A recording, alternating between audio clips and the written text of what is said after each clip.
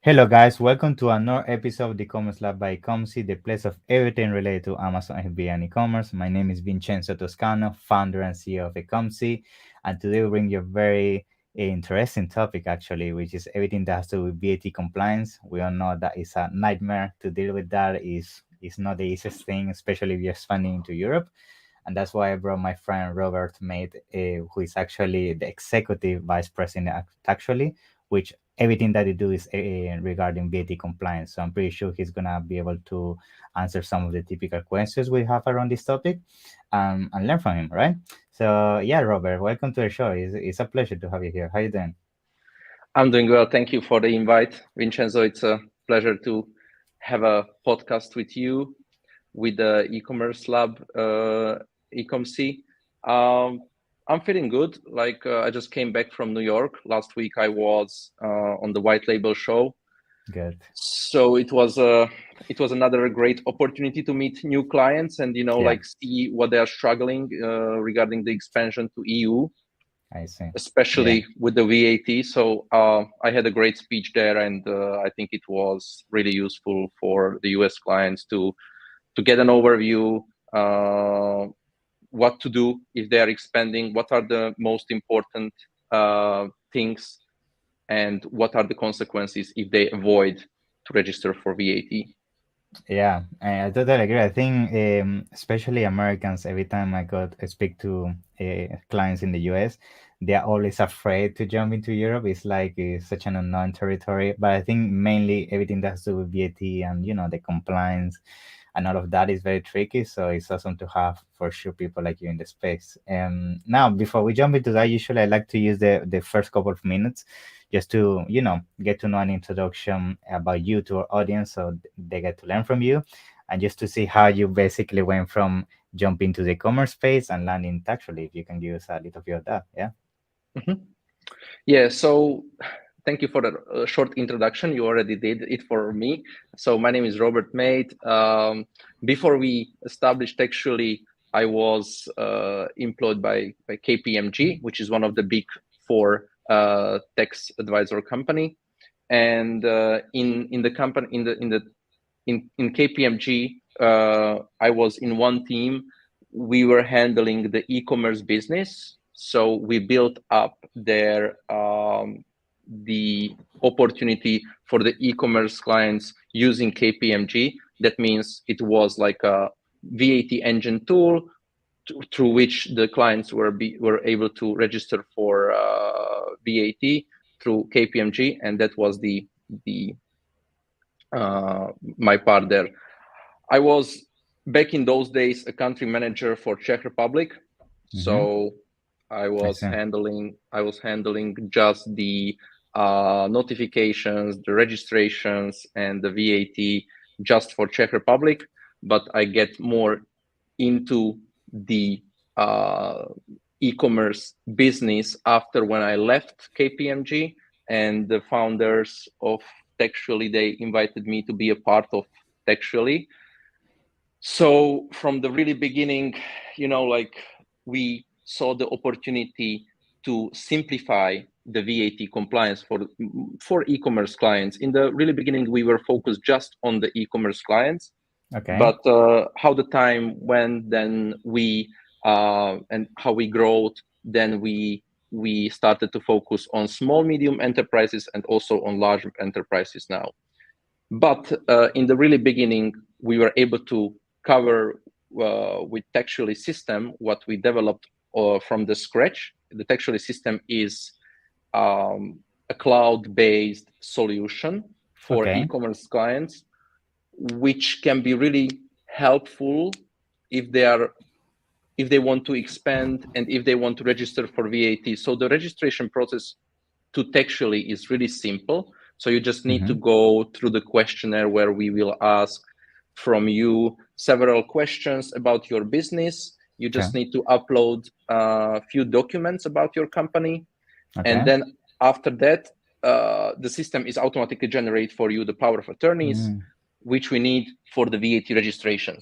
You are able to select the countries where you want to expand, and we will handle it everything on behalf of you if we have the signed POAs. That's awesome. Yeah, so that's the first, that's the beginning of the whole process. After a few weeks, when you sign up, you will get the VAT number in the country. Okay. And we can start the submission. So with Taxually system, as I mentioned it, we how we help clients is like we have different connections. For example, Amazon is one of our API connection what we already have for a long time. That means that if you're an Amazon seller, then you just link your Taxually account to your Amazon Seller Central, and then we are getting the data every month automatically. So you don't need to care about some, That's huge, data. yeah. Because most solution you need to send the reporting and everything is a mess. So the fact that you Yeah, have that API is huge, yeah, for sure. yeah. So basically, they just connect the two platforms. Then we are getting the data automatically. They can just, log into the Taxually system, and after that, if they are happy with the result, they can just approve the VAT returns, and we will submit them automatically after the approval. So Very it's good. pretty simple. So Yeah. this is the way how I get into this industry.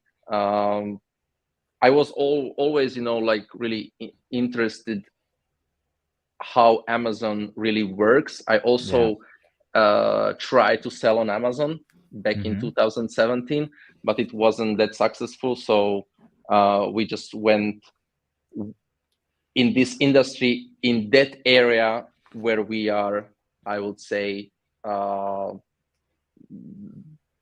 better focused, and where we have the knowledge and where we have the skills.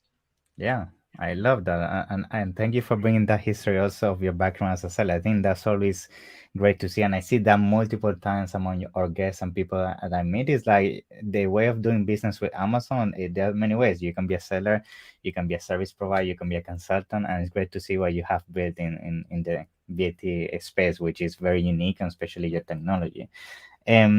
Now, I think what I would like to start jumping into so we can start providing some kind of insights to our audience around VAT compliance is like, let's say when somebody's jumping specifically in the Europe that we know is basically the place where it's more complicated to deal with everything that has to do with VAT. Most of the time, you need to decide which country you should be starting with first, right? So based on your experience, on all the clients you already have within your system, what is usually the markets you see people jumping first, and what is the amount of markets you see people usually jumping at once? Because I think realistically for some people, it's not feasible to register VAT to all of them at once. So what is your advice on that? Yeah, so I see that the most of the clients, especially from US, when they are expanding to EU, they have always, fear from this market. But the most, I would say, common countries are Germany and now UK. It's already outside of the EU, but they are You still treating. consider, yeah. They consider that it's UK. So I recommend always in Europe. I recommend always Germany and France because those are the biggest markets. But we also see, like Poland is a really nice market. There is a lot of buyers. There is also the mentality of the clientele is really focused on the e-commerce. So if someone is buying something, they are going to the Allegro, Amazon, to some page, and they are ordering it from there.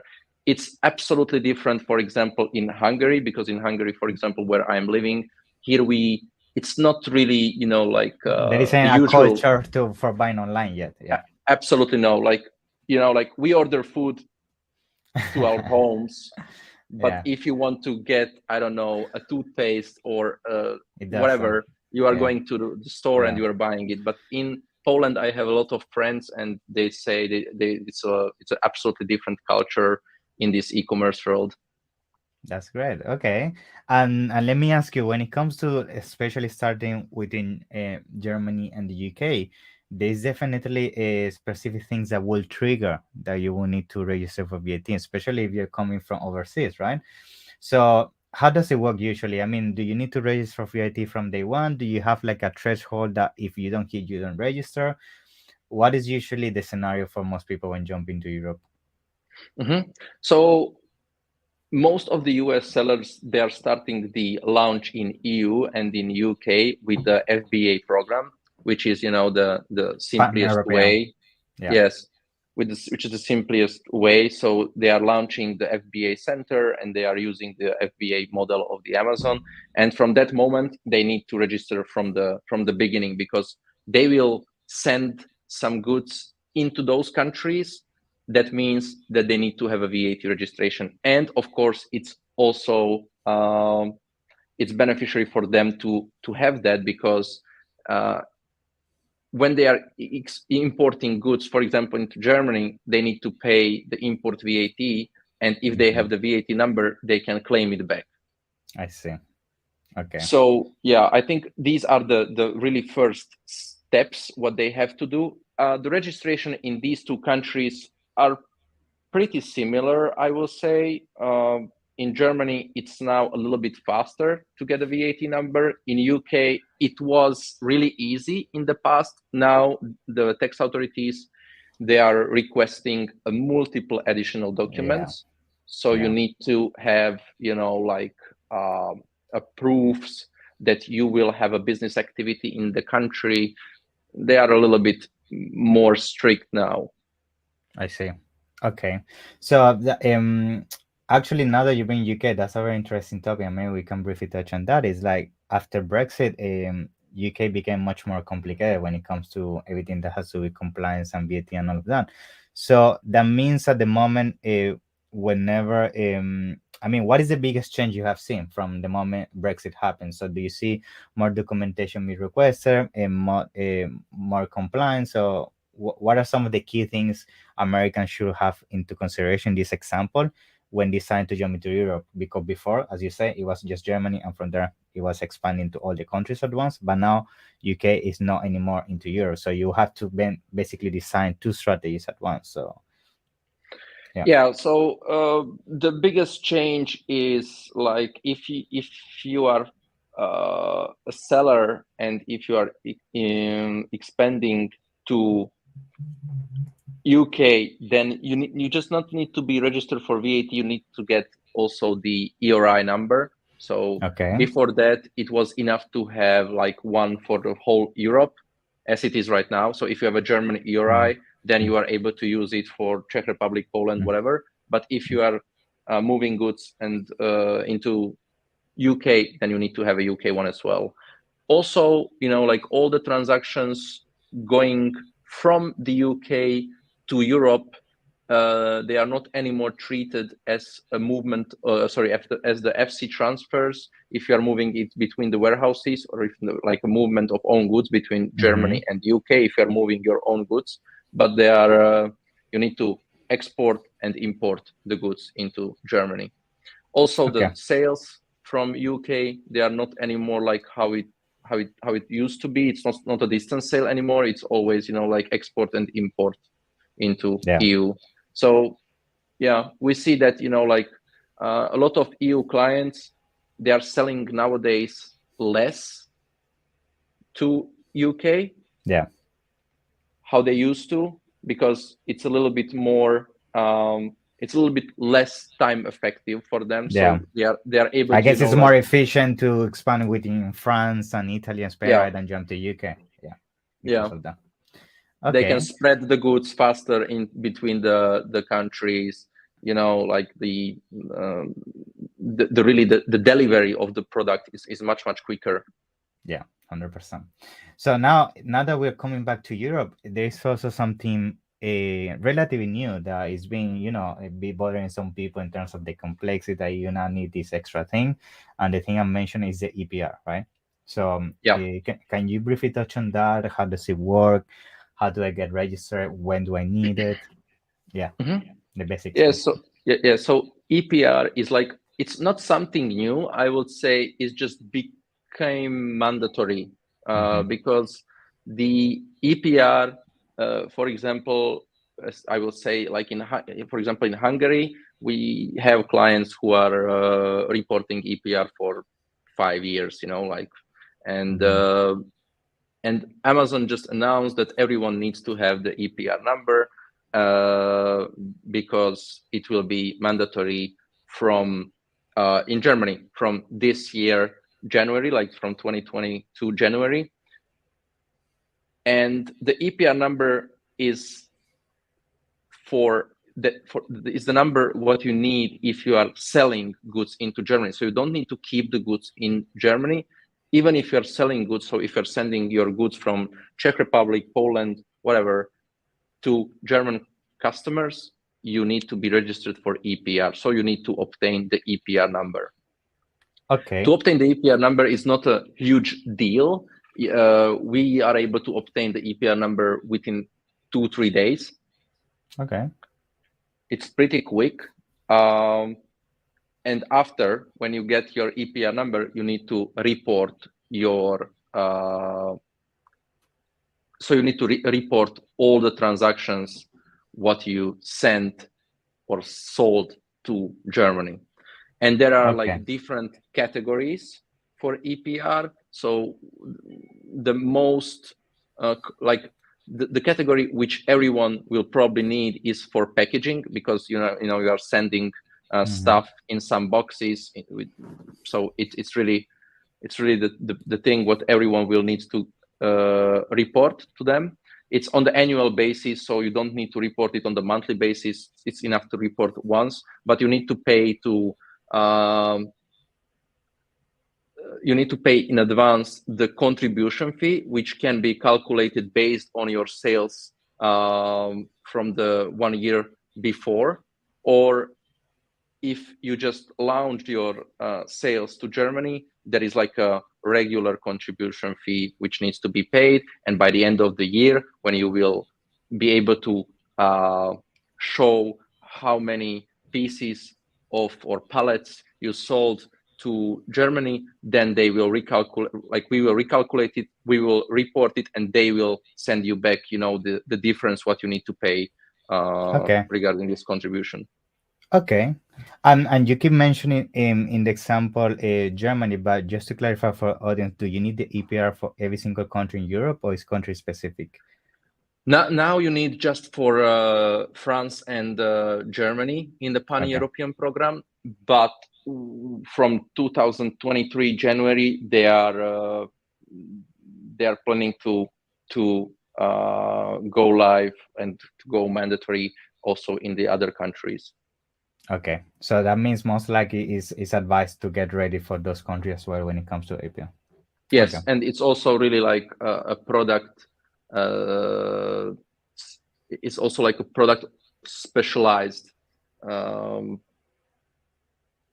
like kind of. It's like a really product oriented, thing that you need to be aware if you are selling electronic stuff or if you are selling. It's based on the category and the materials and all of that. Yeah, so you have like a different categories, and you need to know how to treat them properly to avoid any, penalty or whatever they can. Okay. Good. Okay, that's fine. So now, just to start, also concluding some of the general questions people have when it comes to VAT compliance. So, what are some of the things? What are some of the issues you can have for sure, which I can already imagine if you don't do VAT compliance from day one? So, is there a specific fines in place, or they give you a certain window that if you by a mistake or you forgot you didn't register, they allow you that? How does it usually works? Which is basically most of the mistakes I have seen when people jump into Europe, they forget to do it, they don't do it. So what are the things you usually see happening when that happens? So if you avoid the VAT registration in Europe, it can have multiple consequences. So first one is that you will need to report all the transactions, what happened in the past, when it wasn't registered for VAT, retroactively. That means you will be automatically penalized by the tax authorities. You Okay. will need to pay someone who will calculate these retroactive returns on behalf of you, which is also much more pricey when you are doing it from the beginning. And yeah, and after the first submission, probably they can announce an audit on your reports. So you will not just need to submit the returns, but you will need to also prove your business activity in that country in that period when you wasn't registered for VAT. So yeah, it's Yeah. it You don't want to get there. no, it's really like it's always better to register in advance and to make sure that everything is set it up correctly, like you are registered for VAT, you are reporting correctly, because if you will avoid it, it will have like a lot of consequences. You will get your Amazon account blocked. That's another thing. So, if you are not registered for VAT in Germany, or if you have an unpaid VAT, they are suspending the accounts really, really quickly. So I will not recommend it to anyone, because then you are not able to sell. So you are struggling like how to, like unlock your account. If it's really on the Amazon side, then probably you will wait days and weeks. And then all the revenue you lose. Yeah, definitely. Yeah. Don't do that. Great. So you will lose revenue, plus you will pay penalties, plus everything negative. There isn't every single a single plus thing. Yeah, I know, it's crazy. Yeah. Good, man. So yeah, I don't know if there any other tip or maybe advice you wanna give, like maybe avoid this or an advice from after seeing so many accounts. Is something you wanna add? I will just say that like be compliant in Europe, and you will have a really quiet and happy life if we are talking about VAT compliance.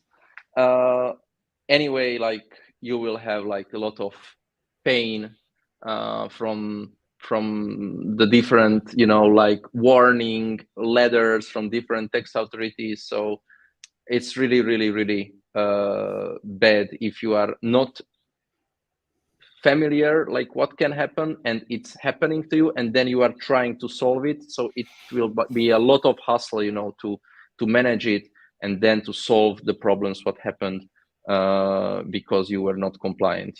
So yeah, I will always recommend to register for a VAT in advance, to make sure that you are working with the proper service provider who can really have the expertise, and who really have the people who can help you, who can advise you, and who can like submit and calculate the VAT returns properly on your behalf. Totally agree with you, 100%. Great. So is there basically where people can find you? So give us a little bit of that. Is there any specific link you want to share or promotion with the audience so people can reach out to you? Yes. So basically, they can contact me to my email address. I will share it with you, or how can I do that? Because yeah, so we can put it down in the link in the description. Okay. Yeah. Okay, so we will put it into the link into the description. I will also put there a landing page for Ecomcy clients, where they will be able to register with a discount for VAT. Okay. Awesome. And I think that's all. Like, thank you. Yeah, that's the main channel for registration. Yeah, thank you very much, Robert. So yeah, it's been a pleasure to have you here. I mean, you share very good insights when it comes to VAT compliance. I'm pretty sure we're gonna have future episodes about that. And in the meantime, looking forward to meet you again here in December in London, man. Yeah. So thank you very much. Yeah. Thank you very much. Speak soon.